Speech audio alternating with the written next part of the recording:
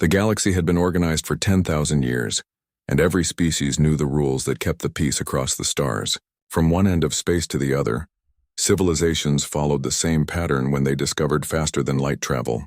They sent out careful signals. They waited for contact, and they accepted the guidance of those who came before. The Galactic Council made sure everything stayed orderly and controlled because order meant survival and chaos meant war. Commander Jake Morrison stood on the bridge of the UNS Frontier and watched the stars stream past the viewport as his ship cut through space faster than light itself. He was a man in his early 40s with gray starting to show at his temples and lines around his eyes from years of service. The breakthrough in faster-than-light technology had come suddenly, when Dr. Lisa Hamilton solved equations that scientists said were impossible. Within 5 years, humanity built this ship, and now Jake was taking it farther from Earth than any human had ever gone. The bridge crew worked quietly at their stations, and Jake could feel the tension in the air. Everyone knew what they might find out here. 3 months ago, one of Earth's automated probes detected artificial signals coming from deep space. The patterns were too organized to be natural and too widespread to be anything except a massive communication network.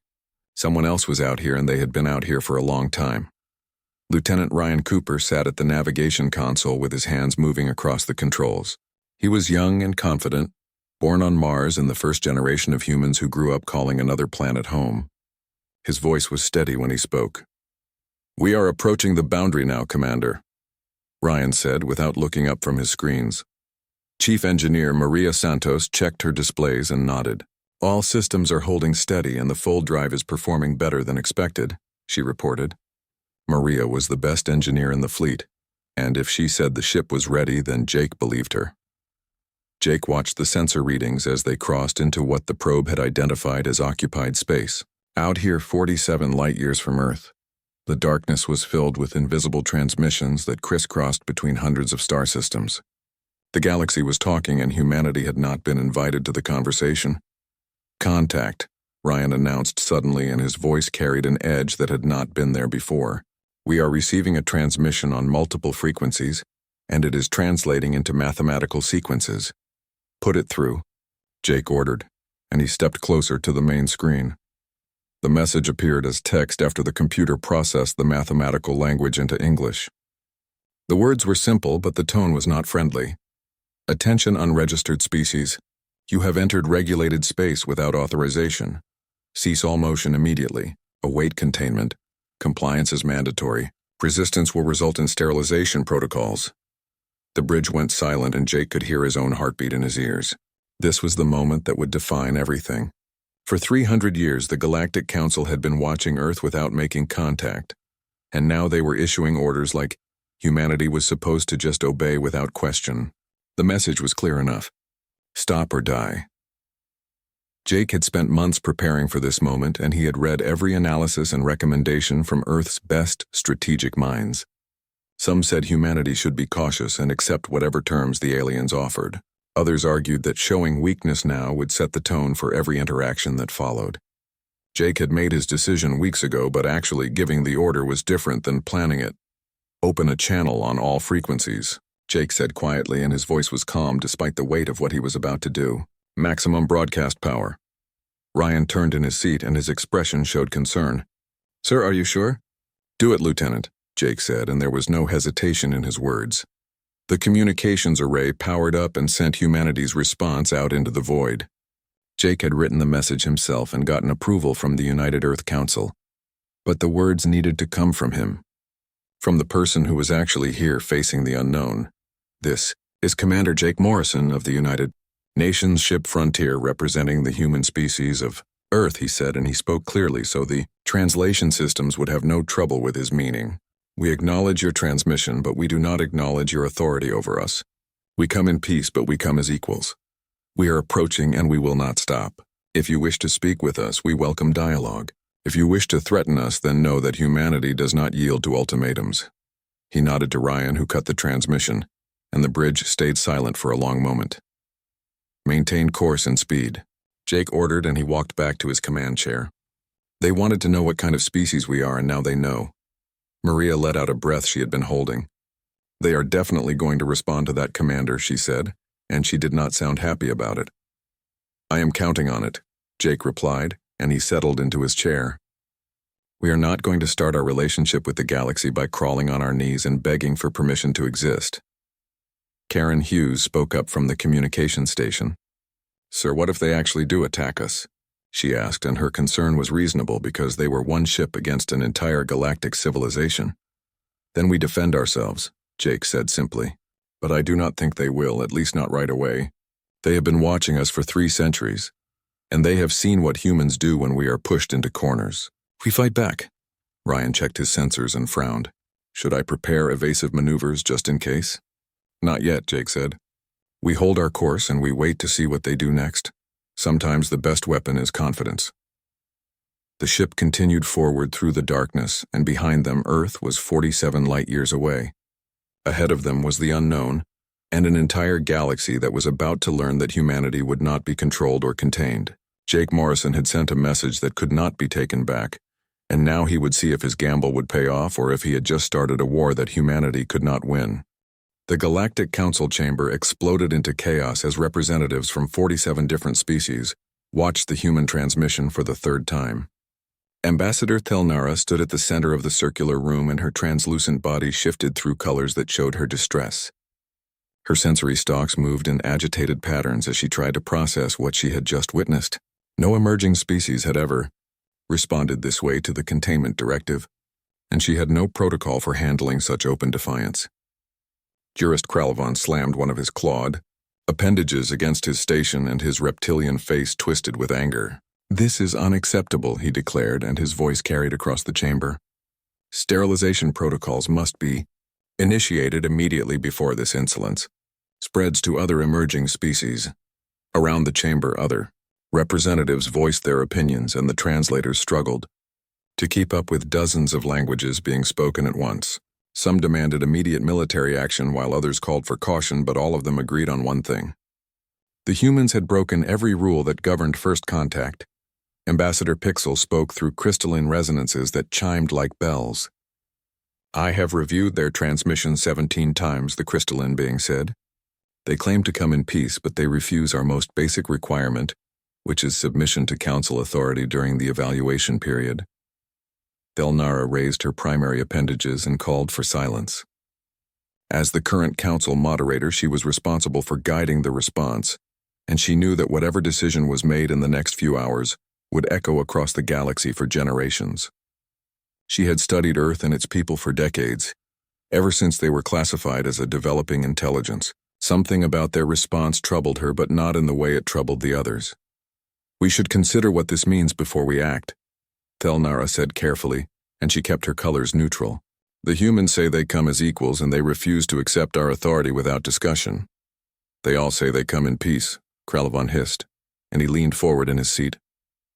Every species claims peaceful intentions until they learn what resources exist in council space. Then their true nature reveals itself. It is better to contain them now or eliminate them if necessary. Commerce Director Veltran shimmered in his containment field, and his gaseous form pulsed with what the translators interpreted as frustration. The protocols exist because unregulated species create chaos, he said. They disrupt trade routes and violate territorial agreements and consume resources without consideration for the greater balance. The humans must be brought under control immediately. Thelnara accessed the human transmission again and studied the face of the one called Morrison. She saw fear in his expression, but also determination and something else that interested her greatly. There was defiance in his eyes, but it was not the defiance of aggression. It was the defiance of someone who refused to be treated as inferior. They achieved faster than light travel independently, she noted, and she made sure her voice carried to every corner of the chamber. Their mathematical approach is entirely original and shows no influence from any known council technology, which makes them more dangerous, not less. Kralvan insisted, and several other representatives voiced their agreement. Or it makes them more valuable, Thelnara countered. How many species in this chamber achieved faster than light capability on their own without guidance or shared technology? The chamber fell into uncomfortable silence because everyone knew the answer. Most council species had been given the technology after years of petitioning for membership. The council maintained its power partly through the careful control of advanced knowledge. Species were kept dependent and manageable. The tactical coordinator spoke up from his station. "The human vessel continues toward Kepler Station," he reported. "At their current speed, they will arrive in 3 standard cycles." Kepler Station was one of the Council's largest hubs, with over 10 million beings from dozens of species living and working there. If the humans reached it, the situation would become far more complicated, because then other species would interact with them directly, and the Council would lose its ability to control the narrative. "Deploy the containment fleet," Kralvon ordered, and he did not wait for Thelnara's approval. "I want 50 vessels forming a barrier pattern directly in their path. If they do not stop, then we will stop them permanently." Thelnara wanted to object, but she could see that fear had taken hold of the chamber. The council members were afraid of losing control, and afraid of a species that refused to follow the established order. She knew that fighting this decision would only undermine her authority. "Very well," she said quietly. "Deploy the fleet, but keep all communication channels open. If they are willing to talk, then we should be willing to listen." Aboard the UNS Frontier, the alarms began sounding 6 hours after Jake's message went out. Lieutenant Ryan Cooper's hands moved quickly across his console as he processed the new sensor data. "Multiple contacts, Commander," he announced, and his voice was tight with tension. "I count 50 ships of various sizes and configurations. They are forming a blockade pattern directly in our path." Jake moved to the tactical display and studied the formations. The alien vessels were smaller than the Frontier, but they outnumbered his ship 50 to 1. Their weapons and defensive capabilities were completely unknown, which made any confrontation extremely dangerous. "Distance to intercept?" Jake asked. 6 hours at current speed," Ryan replied. "Reduce to 1/4 thrust," Jake ordered. "I want time to think about our options, Lieutenant Karen Hughes. Do we have any new communications from them?" Karen checked her frequencies and shook her head. "Negative, sir, just the original halt directive repeating on loop." Jake walked to the viewport and stared out at the stars while his crew waited for orders. Behind him, he could feel their trust and their fear. They had followed him this far because they believed in the mission, but now they were facing a fleet that could probably destroy them if it came to combat. "Permission to speak freely, sir," Ryan said from his station. "Granted," Jake replied without turning around. "We knew this might happen," Ryan continued. "We knew they might not welcome us with open arms, but we also knew that hiding on Earth forever was not an option. Sooner or later, we had to take this risk." "He is right, Commander," Maria added from engineering. "Dr. Hamilton told me before we left that the worst thing we could do is show weakness. These species organize themselves into some kind of empire, and empires only respect strength, or they crush anything that challenges them," Jake said quietly. He made his decision and turned back to face his crew. "Karen, prepare another transmission. Ryan, maintain course and current speed. I want to reach that fleet with enough time to maneuver if we need to, but I want them to see that we are not backing down." "Aye, sir." They responded together. Jake composed his thoughts and then nodded to Karen, who opened the channel. "This is Commander Morrison again," he said, and he spoke with the same calm confidence as before. "We see your fleet and we understand that you want us to stop, but stopping is not in our nature. We have come too far and struggled too hard to turn back now. We are willing to talk and we are willing to negotiate, but we will not be caged and we will not be contained. We are humanity and we are approaching. Choose dialogue or choose conflict, because the decision is yours to make." The 6 hours passed slowly as the UNS Frontier continued toward the alien fleet. Jake Morrison ordered his crew to run combat drills, not because he wanted to fight, but because they needed to stay focused on something other than their fear. Every person on the bridge worked with quiet efficiency, and everyone understood that these might be the last hours of their lives. The tension was thick enough to cut with a knife.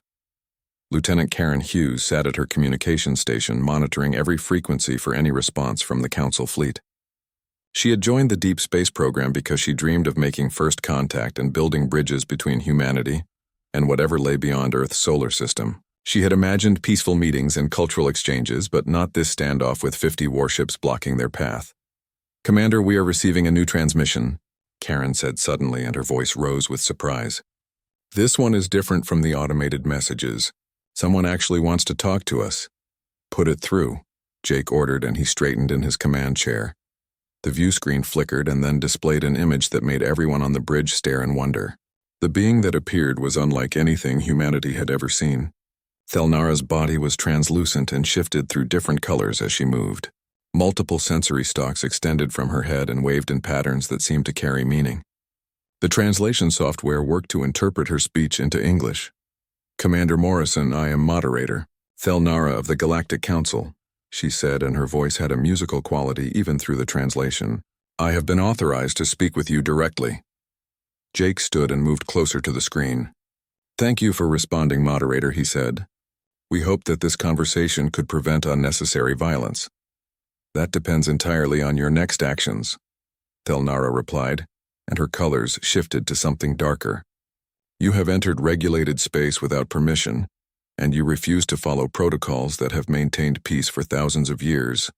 Explain to us why we should not view you as a hostile threat." "Because we are not a threat," Jake said firmly. "We are explorers and scientists. We want to learn and to share knowledge and to find our place among the stars. We mean no harm to anyone." "Many species have made identical claims," Thelnara said. "History has proven such promises to be unreliable when resources and territory are involved. Then judge us by our actions, and not by your past experiences with other species," Jake argued. "We have made no aggressive moves and we have harmed no one. We simply wish to be treated with the respect that any intelligent species deserves." Thelnara's colors shifted to what the translation software labeled as thoughtful consideration.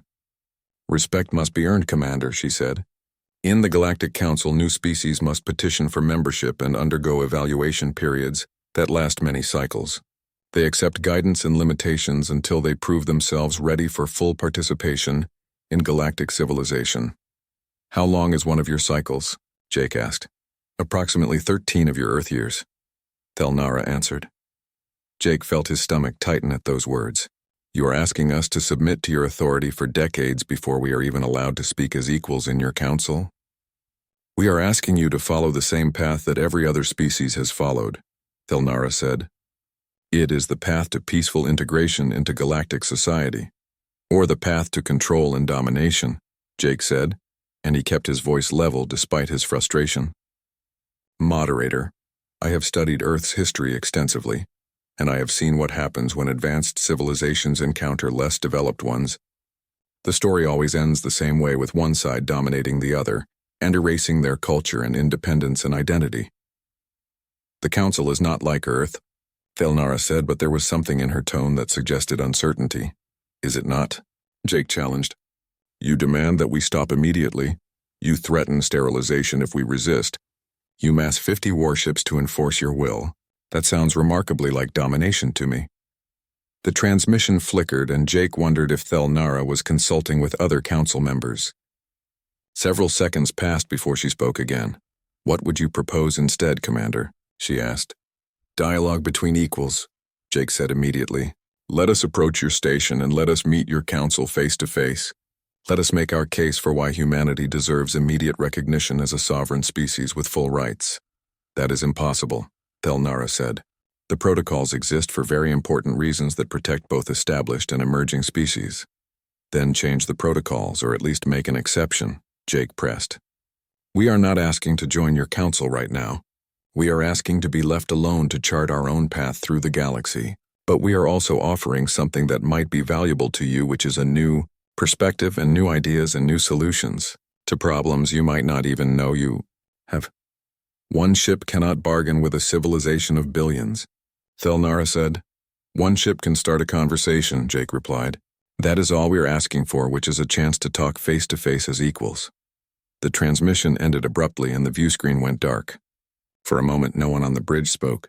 Then Ryan broke the silence. "Did she just hang up on us?" he asked. "I think we gave her something to think about," Jake said. "Karen, any change in the fleet's position?" "Negative, sir," Karen reported. "They are holding their formation and waiting." "Then we do the same," Jake said. "Maria, how are our supplies holding up?"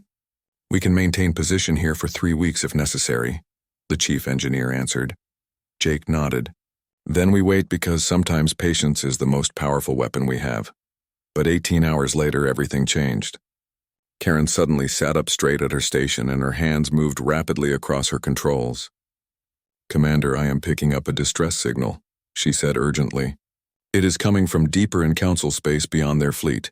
The signal is badly fragmented, but I am reading massive energy signatures that look like weapons fire. Jake moved to her station. Can you get a clear source? Working on it now, Karen said. Wait, there is a visual component attached to the signal, routing it to the main screen. The image that appeared was chaotic and clearly came from a damaged vessel that was tumbling through space.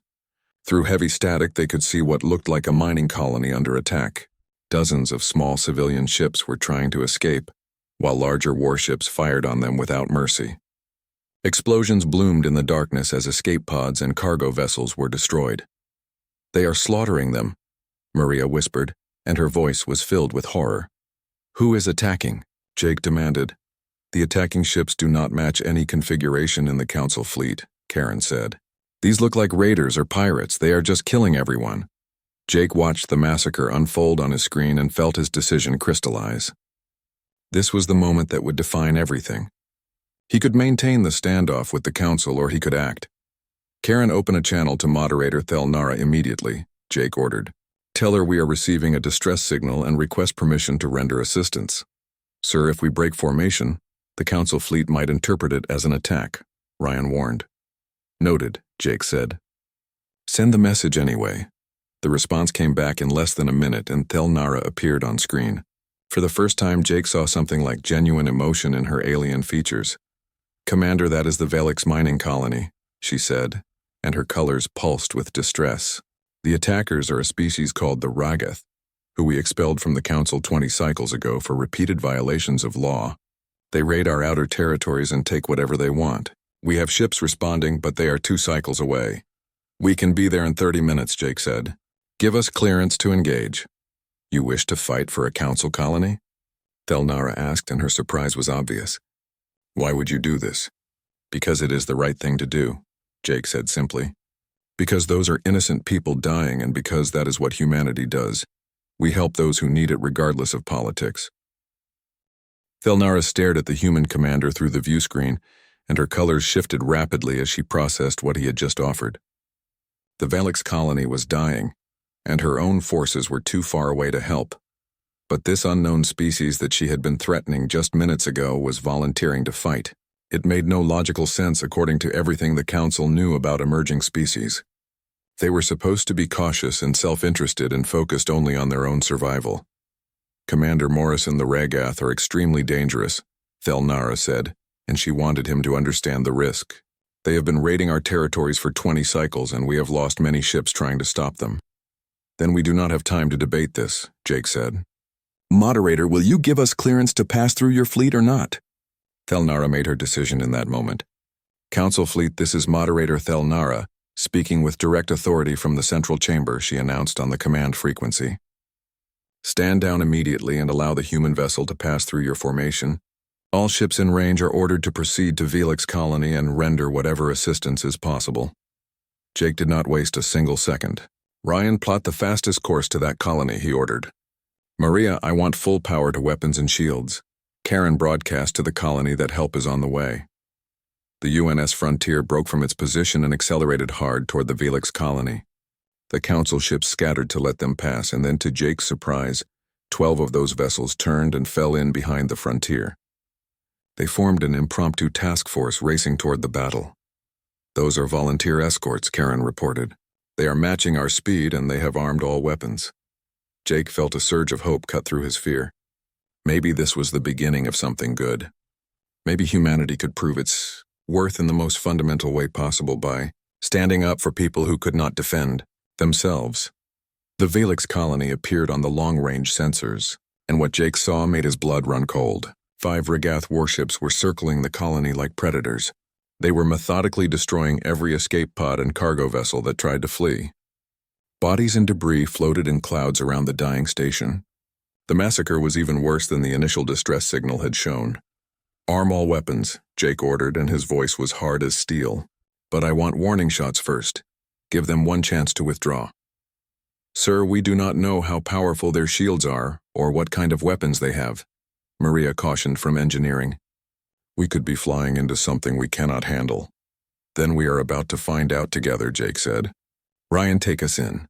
The UNS Frontier dropped out of faster-than-light travel directly above the Valix colony with all weapons charged and shields at maximum power. The 5 Ragath ships immediately turned away from their prey to face this new threat. They were larger than Jake had expected, with dark hulls covered in what looked like battle scars from dozens of previous fights. Jake opened a channel on all frequencies. "Ragath vessels, this is the UNS Frontier," he announced. "Cease your attack on the colony immediately and withdraw from this system, or we will be forced to engage you." The only response was a massive barrage of plasma fire that slammed into the Frontier's shields. The ship shook violently and alarms started blaring across the bridge. "Shields holding at 73%, Maria called out. "That plasma is hot enough to melt steel." "So much for diplomacy," Ryan muttered as his hands flew across the navigation controls. "Executing evasive pattern Delta."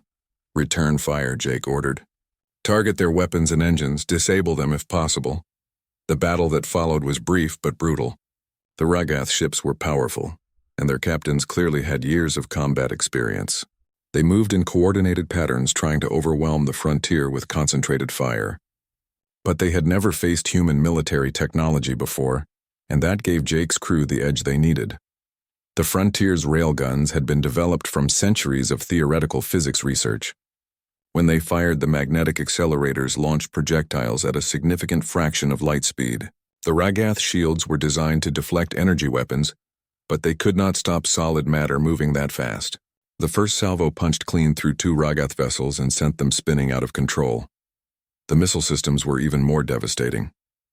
Human artificial intelligence had advanced to the point where each missile could think and adapt during flight. The Council had banned such technology centuries ago because they feared it was too dangerous, but humanity had no such restrictions. The missiles found weak points in the Ragath shields and exploited them with ruthless efficiency.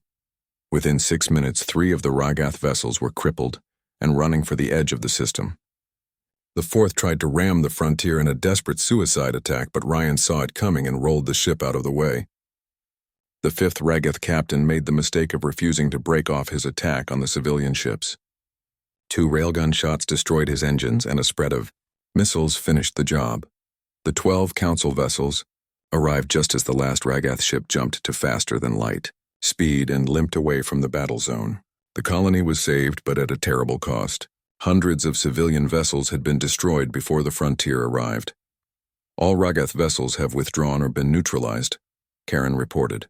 "The colony is secure and they are hailing us, Commander." Jake leaned back in his chair and realized his hands were shaking. "Casualties on our ship? Minor injuries to 3 crew members in engineering when we took that first hit," Maria said. "Shields are down to 41%, but the hull is intact and all critical systems are operational." "And the colony?" Jake asked. Karen listened to the incoming transmissions. "They are saying we saved over 12,000 lives, Commander," she said quietly. "Without our intervention, everyone would have died." Jake closed his eyes for a moment and let that number sink in. 12,000 living beings who would go home to their families because his crew had chosen to act instead of standing by. Whatever else happened, this had been worth it.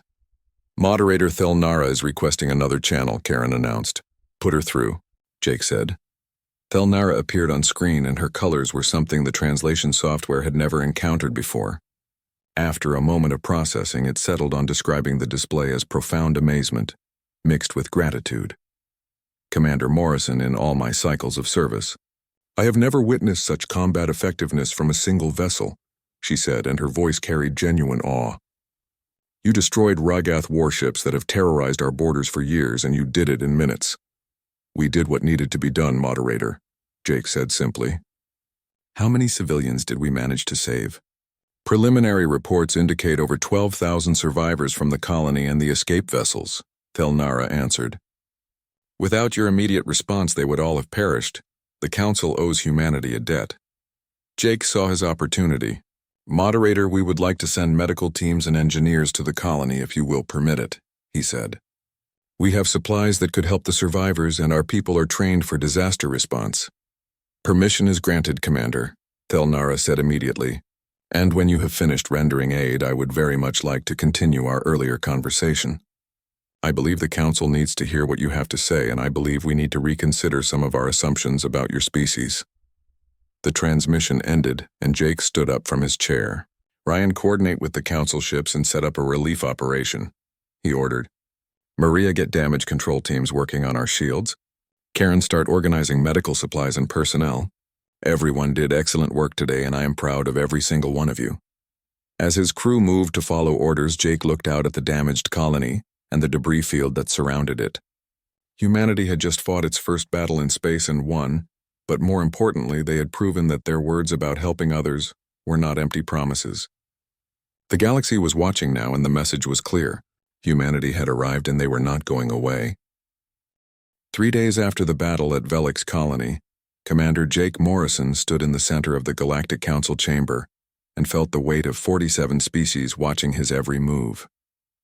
The chamber was even more impressive in person than it had been through the viewscreen transmissions. Holographic displays covered the walls, showing a map of the entire galaxy, divided into territories and zones of control. It was a monument to thousands of years of careful organization, and now Jake was about to ask them to change everything. Moderator Thelnara had granted him 1 hour to address the full council.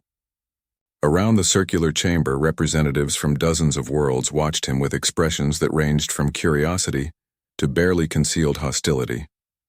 High Juris Kralvan glared at Jake with pure hatred, because the human victory at Velix had made his massive fleet look weak and ineffective. But there were others who seemed genuinely interested in what Jake had to say. Esteemed members of the Galactic Council, Jake began, and he kept his voice steady and confident. I stand before you today not to request membership in your organization, but to ask for something much simpler, which is recognition of humanity as a sovereign species with the right to determine our own future. You dare to make demands after violating our territorial space? Kralvan hissed, and his claws scraped against his station. I dare to request basic rights after saving 12,000 of your citizens, Jake replied calmly. But let us address your claim about territorial violations. You say this is your space based on what exactly? The fact that you arrived first, or the fact that you have enough military power to enforce your claims? Those are the arguments of empire, not civilization.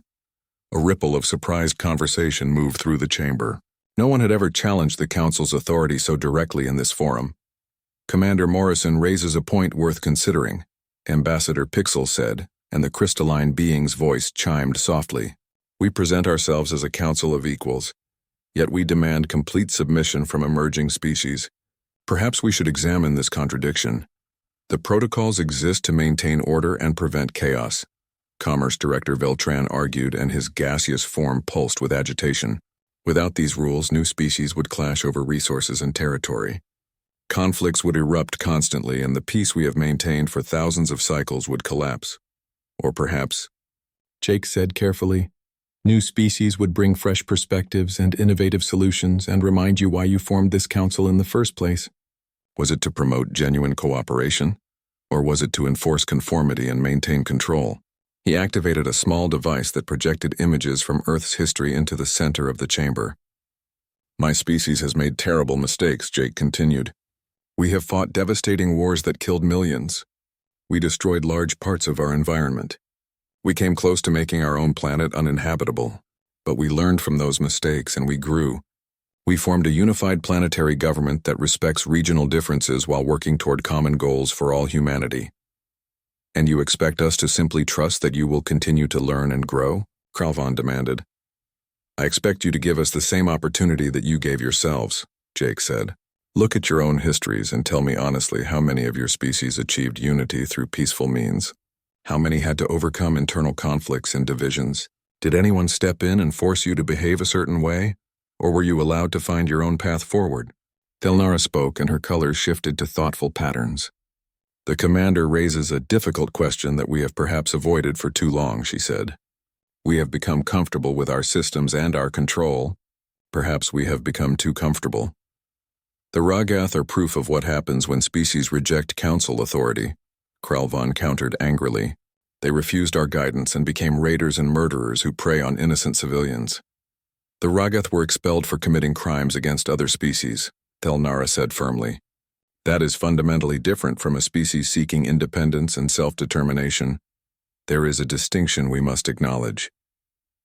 Jake pressed forward while he had support. I am not asking you to dissolve your council or abandon your laws within your own territories, he said. I am asking you to recognize that the galaxy is vast enough for different approaches to civilization. Let humanity govern itself and chart its own course. If we fail, then that responsibility falls on us. But if we succeed, then perhaps we can teach you something new. And if you become a threat to council space? Feltran asked. Then you have the same options you have always had, Jake answered. But judge us by our actual actions and not by your fears about what we might do. We could have run when your fleet arrived, but we stayed.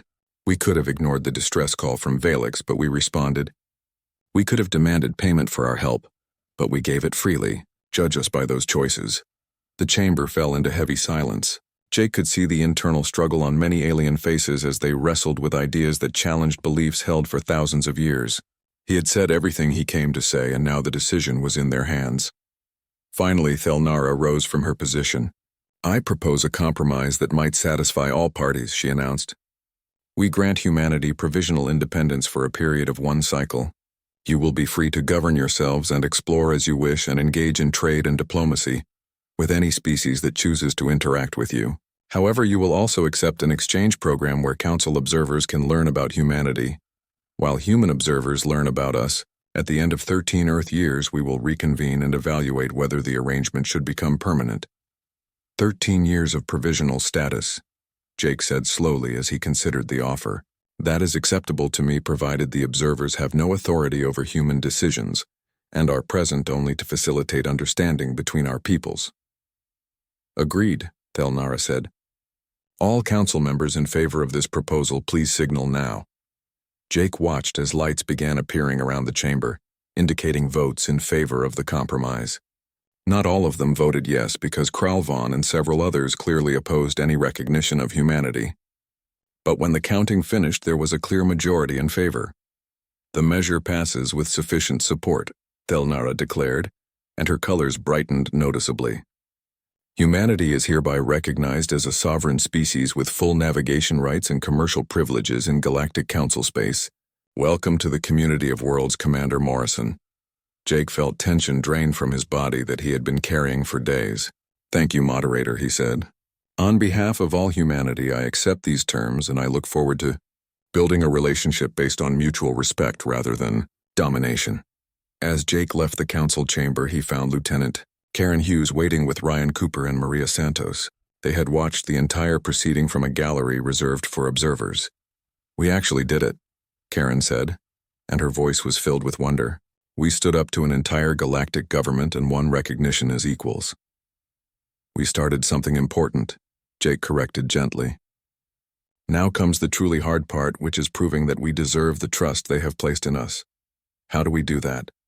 Ryan asked.